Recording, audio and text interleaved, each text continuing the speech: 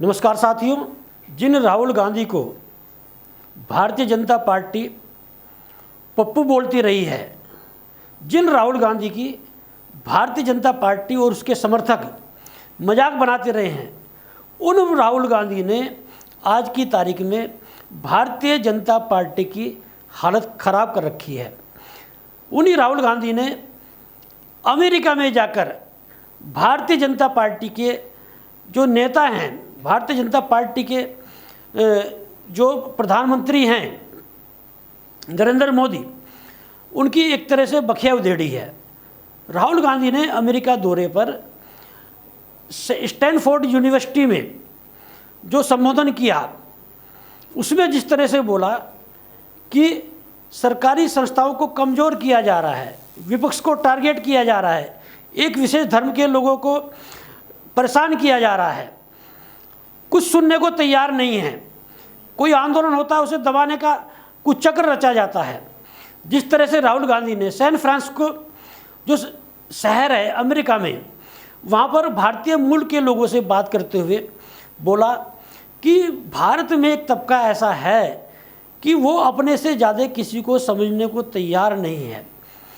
और विशेष रूप से प्रधानमंत्री नरेंद्र मोदी के बारे में तो बोला कि प्रधानमंत्री जी के बगल में यदि आप भगवान को भी बैठा देंगे तो भगवान को समझाने लगेंगे ब्रह्मांड कैसे चलता है, भगवान को भी भ्रमित कर देंगे। तो उन्होंने कहा कि ये वो लोग हैं जो वैज्ञानिकों को विज्ञान समझते हैं, इतिहासकारों को इतिहास समझते हैं, सब कुछ समझेंगे, लेकिन वास्तव में ये जानते कुछ नहीं है। ये राहुल गांधी ने एक विशेष तबके के लिए बोला है। कटाक्ष किस पर है, सब समझ रहे हैं।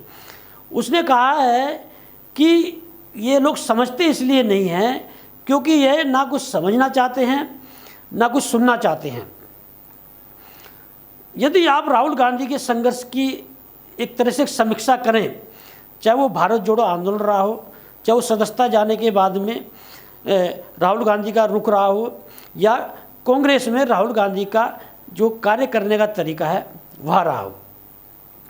राहुल गांधी पहले शख्स हैं कांग्रेस में जिन्होंने, जो कांग्रेस पर परिवारवाद का आरोप लगता था, जो कांग्रेस पर यह कहा जाता था कि गांधी परिवार की कांग्रेस है, वो काफ़ी हद तक जो है वो आरोप जो है वो राहुल गांधी ने लगभग ख़त्म कर दिए। जैसे यह कहा जाता था कि कांग्रेस में जो राष्ट्रीय अध्यक्ष बनेंगे वो गांधी परिवार से बनेंगे, लेकिन तमाम प्रयास कांग्रेस के नेता राहुल गांधी को मनाने के करते रहे, लेकिन वो राष्ट्रीय अध्यक्ष नहीं बने। मल्लिकार्जुन खड़गे को कांग्रेस का राष्ट्रीय अध्यक्ष बनाया गया, और ये परंपरा रही है, ये परिपाटी रही है कांग्रेस में कि जो भी कांग्रेस का अध्यक्ष बनता था वो गांधी परिवार में जो उनका 10 जनपद है वहाँ पर जाता था। तो इस बार जो है जब मल्लिकार्जुन खड़गे राष्ट्रीय अध्यक्ष बने कांग्रेस के, तो खुद सोनिया गांधी और प्रियंका गांधी उनके आवास पर मिलने गई, जबकि मल्लिकार्जुन खड़गे ने उनसे मिलने का समय मांगा था सोनिया गांधी से, मतलब वो उनके पास आवास पर जाना चाहते थे, लेकिन सोनिया गांधी ने इनकार कर दिया और खुद प्रियंका गांधी को लेकर उनके आवास पर मिलने गई। मतलब वो जो एक परिपाटी परंपरा चल रही थी, वो जो एक आरोप गांधी परिवार पर लगता था, वो भी राहुल गांधी ने एक तरह से दूर कर दिया। और राहुल गांधी की आप जो है भारत जोड़ो यात्रा का संघर्ष कीजिए। पूर्व प्रधानमंत्री चंद्रशेखर सिंह के बाद में यदि जम्मू कश्मीर से कन्याकुमारी तक किसी ने पद यात्रा की है तो वो राहुल गांधी हैं। और राहुल गांधी ऐसा नहीं कि गाड़ियों में चल रहे थे, ऐसा नहीं कि वो अपने काफिलों के साथ चल, वो 30 से 35 किलोमीटर डेली पैदल यात्रा कर रहे थे। ये कहा जाता है कि राहुल गांधी ने लगभग 3500 किलोमीटर पैदल यात्रा की है। और संघर्ष में देखिए राहुल गांधी का कि वो किस तरह से लोगों से मिल रहे थे, किस तरह से बातें कर रहे थे, और एक अलग अनुभव था राहुल गांधी का। और वो जो है ये बातें निकल के आती थी कि बीच में जो आराम भी करते थे वो भी जो उनके कार्यकर्ता थे सब कांग्रेस के या जो उनके साथ में लोग चल रहे थे उनसे मंथन करते थे कि कैसे देश और समाज के लिए काम किया जा सकता है। और वही वजह रही कि राहुल गांधी का चेहरा एक मजबूती से सामने निखर कर आया। और दिल्ली में जब भारत जोड़ो यात्रा का समापन हुआ था वो दृश्य याद कीजिए, कितना हुजूम था। और जहाँ तक राहुल गांधी के संघर्ष की बात करेंगे तो आज की तारीख में आप टीवी में डिबेट देख लीजिए, राहुल गांधी वर्सेज मोदी चल रहा है। जितने भी प्रधानमंत्री पद के विपक्ष में दावेदार थे, चाहे अरविंद केजरीवाल हो, ममता बनर्जी हो, नीतीश कुमार हो या दूसरे नेता रहे हो, क्षेत्रीय दल के नेताओं का अब कई नाम नहीं, Rahul Gandhi versus Modi TV debate में चल रहा है। तो ये क्या माना जाए कि आज की तारीख में विपक्ष के पास में कांग्रेस की शरण में जाने के अलावा कोई चारा नहीं है। विशेष रूप से अरविंद केजरीवाल जो हैं वो कांग्रेस का ज़्यादा विरोध करते थे, लेकिन आज की तारीख में जिस तरह से मनीष सिसोदिया प्रकरण है, शराब घोटाले मामले में मनी लॉन्ड्रिंग को लेकर जिस तरह से मनीष सिसोदिया जेल में हैं, सत्येंद्र जैन जेल में हैं, और जिस तरह से भारतीय जनता पार्टी जो है अध्यादेश लाकर अरविंद केजरीवाल के जो अधिकार सुप्रीम कोर्ट ने दिए थे वो फिर से छीनकर LGVK सक्सेना को दे दिए हैं। ये जो सारे प्रकरण है, और अरविंद केजरीवाल जो लगातार विपक्ष के नेताओं से मिल रहे हैं, वो NCP हेड शरद पवार से मिले हैं, वो पश्चिम बंगाल की मुख्यमंत्री ममता बनर्जी से मिले हैं, वो तमिलनाडु के मुख्यमंत्री M.K. स्टालिन से मिले हैं, वो बिहार के मुख्यमंत्री नीतीश कुमार से मिले हैं। वो सभी विपक्ष के नेताओं से मिल रहे हैं कि ये अध्यादेश किसी भी तरह से राज्यसभा में रोका जाए।